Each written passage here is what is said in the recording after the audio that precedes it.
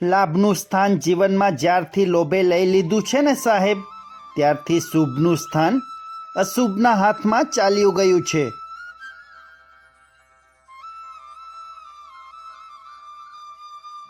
જીવનમાં ક્યારેય ભૂલા પડવું પણ જરૂરી છે સાહેબ, કારણ કે તેનાથી ઘણા નવા રસ્તા મળે છે.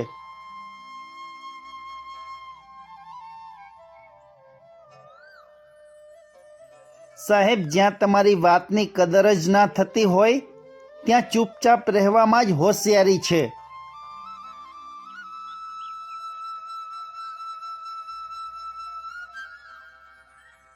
સાહેબ, જીવનમાં સલાહ આપવાવાળા તો ઘણા મળશે, પરંતુ સાચો રસ્તો બતાવવાવાળો હોય તો એ છે અનુભવ.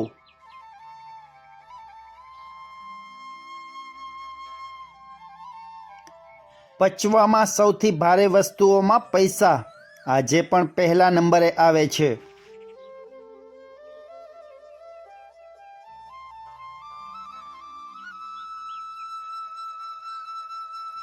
સાહેબ, સંચાલનની આપણામાં આવડત હોવી જોઈએ, બાકી ભણેલા તો જોઈ એટલા ભાડે મળે છે.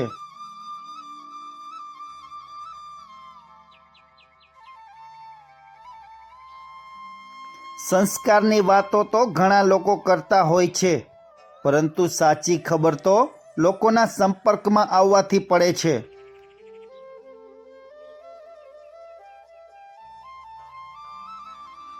અમુક વસ્તુ એવી પણ હોય છે જે તમારા નસીબમાં નથી, પણ છે તો તમારી.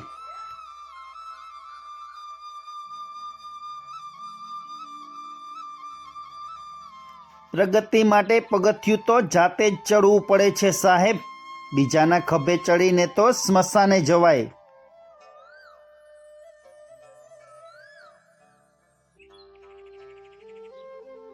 ભેગું કરે તે નહીં, પણ ભોગવે તે જ ખરા ભાગ્યશાળી કહેવાય સાહેબ.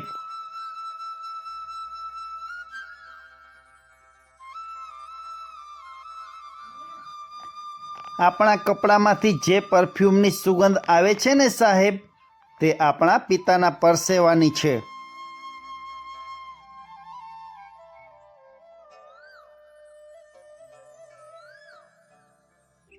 મૌન એટલે સૌથી અઘરી દલીલ, જેનો પ્રતિકાર કરવો સૌથી કઠિન હોય છે.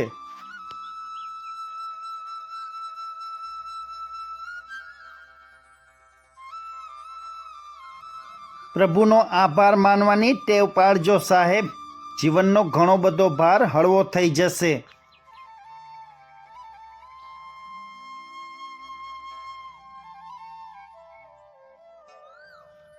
ચિંતા કરવાથી ખાલી સમસ્યાઓ જન્મ લેશે. ઉપાય શોધવો હોય તો હસતા રહો સાહેબ.